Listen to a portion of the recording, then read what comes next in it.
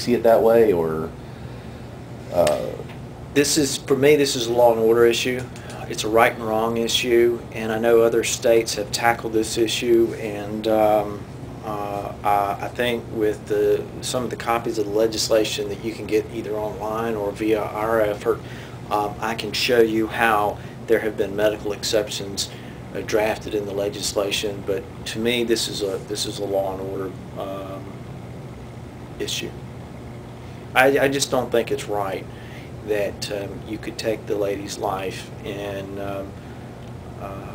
not be held accountable for that of the unborn here.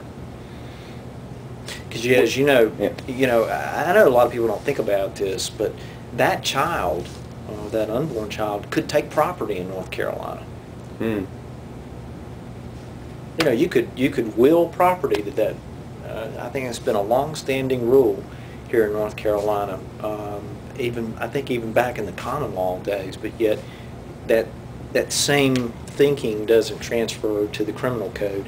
And I think there should be an amended, we should look at this issue. I would encourage the General Assembly to immediately begin to look at other states and what they've done. And again, I would say, for me, this is a law and order issue. You say it's a law and order issue. Do you think it would necessarily discourage somebody from, committing a homicide in whatever context they're doing it, or? Well, I think under the facts as we know them, and under my familiarity with criminal behavior, would it be a deterrent? That is a hotly debated issue, and has been for years and years and years. But no matter which way we come out on whether it's a deterrent or not, it's simply wrong to not have the assailant, the wrongdoer here, the criminal, not be held accountable at the bar of justice. That's just, it's wrong. For me, it's wrong.